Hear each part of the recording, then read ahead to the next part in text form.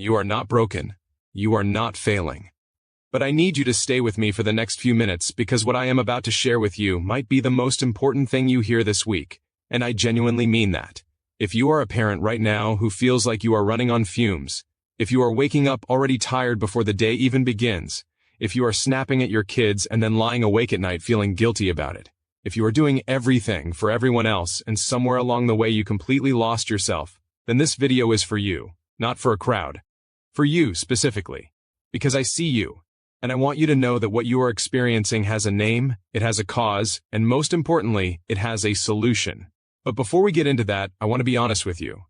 Most parents who watch videos like this will nod along, feel understood for a few minutes, and then go right back to the same exhausting cycle. And that is not your fault. It is a pattern.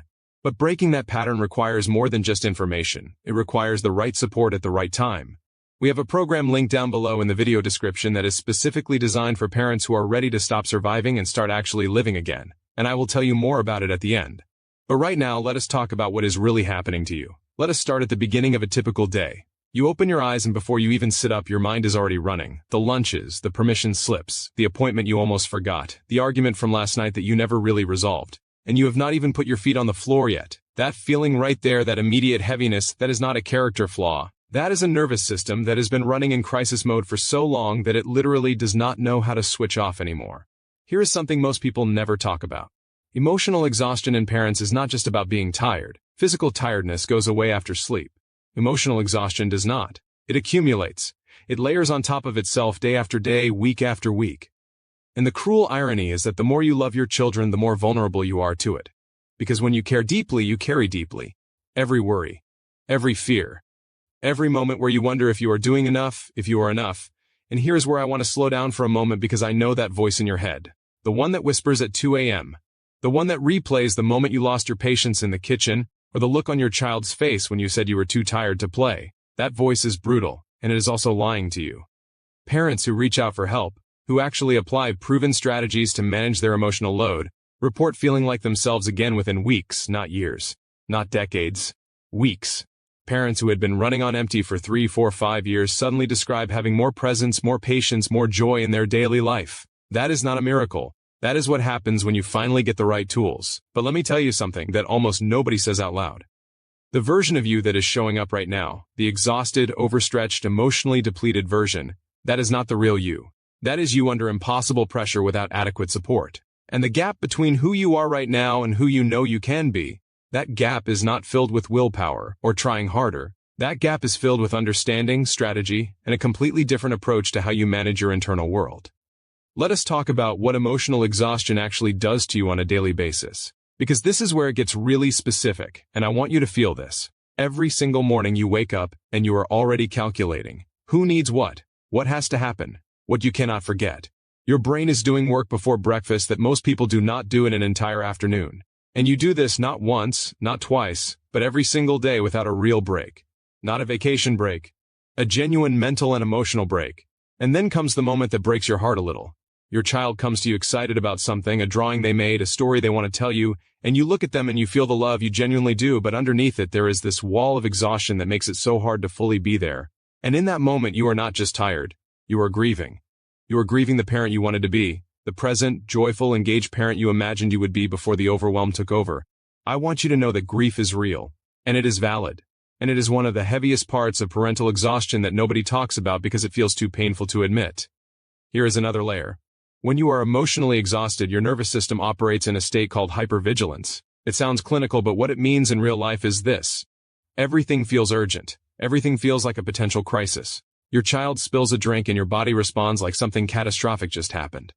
Not because you are dramatic, not because you are a bad parent, but because your internal alarm system has been going off for so long that it is now calibrated to the wrong frequency. And what happens after those big reactions? The guilt, the shame, the cycle of apologizing and promising yourself it will be different tomorrow. And then tomorrow comes and the cycle repeats because the root cause was never addressed. That cycle, right there, costs you something that money cannot measure. It costs you connection. It costs you the relationship with your child. It costs you the version of your life you actually want to be living. And here is where I want to shift this conversation because I am not here to leave you in the pain. I am here to show you the other side. Imagine waking up and before your feet hit the floor there is space in your mind instead of noise. Not silence because you are a parent and there will always be noise, but internal space, the kind where you can take a breath and actually feel it, where you can hear your child's voice and lean into it instead of flinching away from it. Imagine getting through a hard moment, a meltdown, a standoff, a logistical disaster of a Tuesday morning, and instead of feeling like it broke you, you feel like you handled it. Not perfectly, but steadily. And the difference between those two experiences is not luck. It is not a personality type. It is a set of skills and a way of relating to your own emotional experience that can genuinely be learned and applied. Parents who have gone through this kind of transformation describe it in almost identical ways. They say they feel like they came back to themselves. They describe having conversations with their children that they actually remember, not just surviving through. They talk about being able to sit down for dinner and be present, rather than mentally writing tomorrow's to-do list.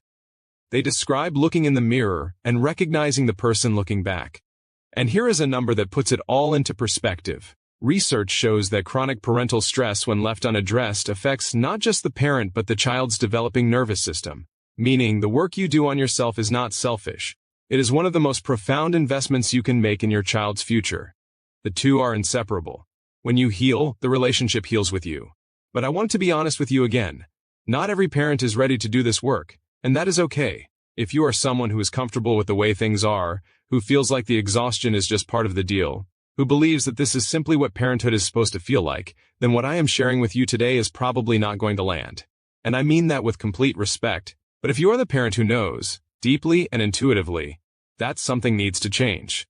If you are the one who is done pretending that white-knuckling through every day is sustainable, if you are the one who wants to actually enjoy their life as a parent, not just endure it, then you are exactly the kind of person who gets the most out of doing this kind of real deep work. Because the parents who commit to addressing emotional exhaustion at its root, not with band-aids, not with temporary fixes, but with a genuine rewiring of how they process, respond, and restore, those parents do not just feel better.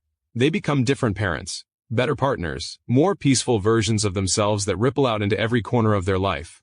That is the real return on this investment. Not just fewer bad days, an entirely different quality of life. For you, for your child, for everyone in your home.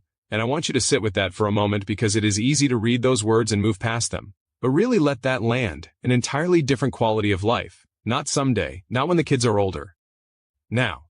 So let me leave you with this. The program linked below in the video description exists for one reason.